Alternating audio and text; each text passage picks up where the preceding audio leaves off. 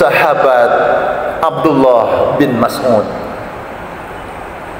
Sahabat Abdullah bin Mas'ud seorang sahabat yang begitu dekat dengan Rasulullah.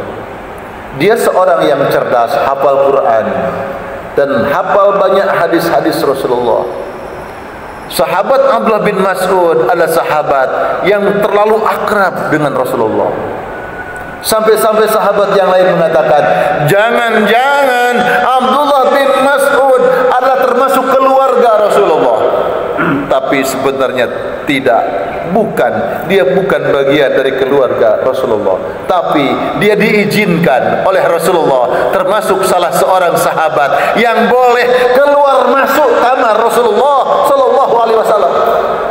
Kalau Nabi berangkat kemana, pasti di situ ada sahabat Abdullah bin Mas'ud. Kemanapun Nabi berangkat, maka sahabat Abdullah bin Mas'ud yang membawakan perlengkapan Rasulullah. Ada kalanya ketika berjalan, Abdullah bin Mas'ud berjalan di bagian depan, Nabi mengikuti di belakang.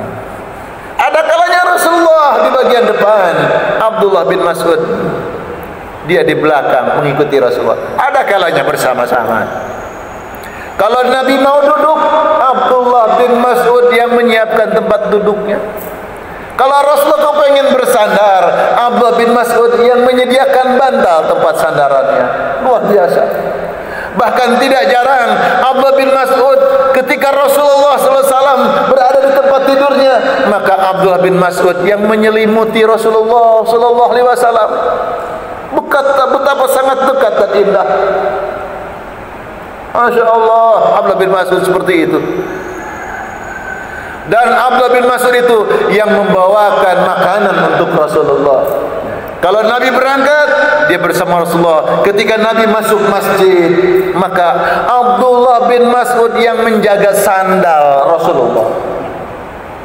Jaga sandal. Betapa dekatnya dengan Rasulullah dan semua yang menjadi kebutuhan Rasulullah, sampai Rasulullah mengatakan sahibun na'li Rasulullah sallallahu alaihi wasallam. Abdullah bin Mas'ud adalah seorang sahabat Rasulullah yang bersahabat dengan sandal Rasulullah.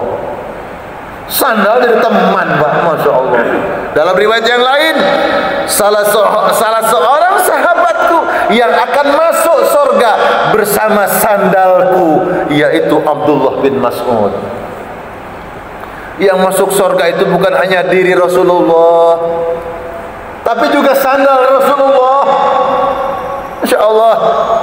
Dan nanti ada anjing yang masuk surga, yaitu anjing sahabat Ashabul Kahfi. Masya Allah, dengan izin Allah Subhanahu wa ta'ala. Hanya itu, anjing itu yang masuk surga. Ya Allah. Dan Abdullah bin Mas'ud itu seorang yang cerdas. Termasuk ketika ada pertanyaan, ya Abdullah bin Mas'ud, ketika engkau menghadapi sebuah persoalan, dengan cara apa engkau menghukuminya? Al-Quran. Akan aku hukumi dia dengan Al-Quran.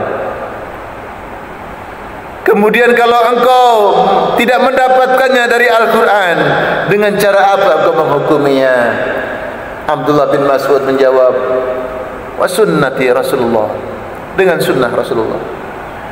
Kalau engkau tidak mendapatinya dari Al-Quran, kalau engkau tidak menjumpainya dengan sunnahku, lantas dengan cara apa engkau menghukuminya?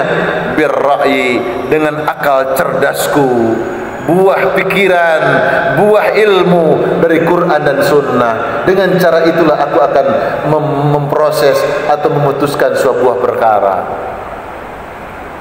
Yang kemudian kita kenal dengan istilah zaman sekarang adalah dengan qiyas.